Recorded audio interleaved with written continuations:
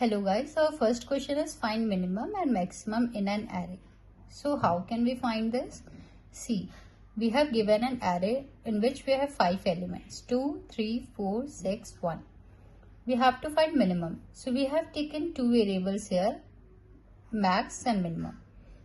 A of 0 is considered as the maximum of an array और हमने minimum को भी A of 0 ही consider किया, that means 2.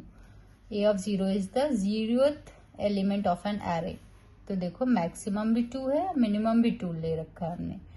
अब हम क्या करेंगे, ये हमने सपोज किया ये चीज. फिर हम first element of an array say that is 3 से हम लूप को स्टार्ट कर रहे हैं till the end of the array, that is array की लेंथ तक. और हम एक एक करके आई की वैल्यू को इंक्रीमेंट कर रहे हैं, दैट इज आई 1 है, फिर 2 होगा, फिर 3 होगा एंड देन 4, जब तक एरे की लेंथ एंड नहीं हो जाती है. फिर हमने यहाँ पर इफ स्टेटमेंट का यूज किया है टू चेक द कंडीशन. अगर array of I that is the first element, that means जो भी आई की वैल्यू होगी, आई की वैल्यू यहाँ 1 है तो यहाँ पर 1.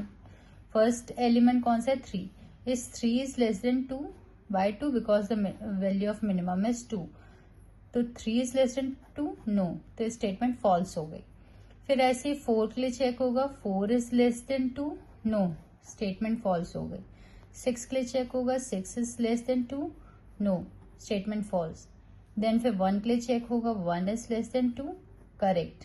तो अब यहाँ पर क्या हो जाएगा, we have to update the value of minimum is equals to array of 5. तो एरे ऑफ 5 हमारा क्या हो जाएगा 1.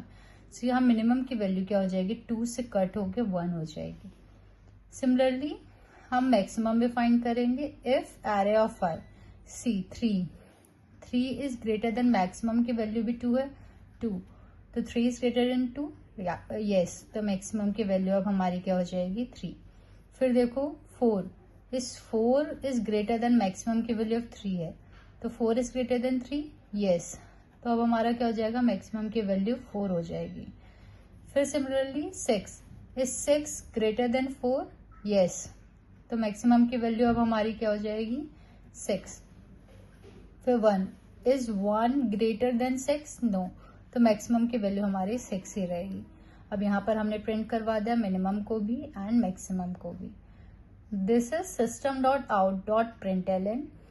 ये मैंने शॉर्ट फॉर्म में लिखा है, हम ऐसे प्रिंट नहीं करते. You have to write system.out.println and the time complexity of this is O of n linear. Why? Because we are iterating a loop.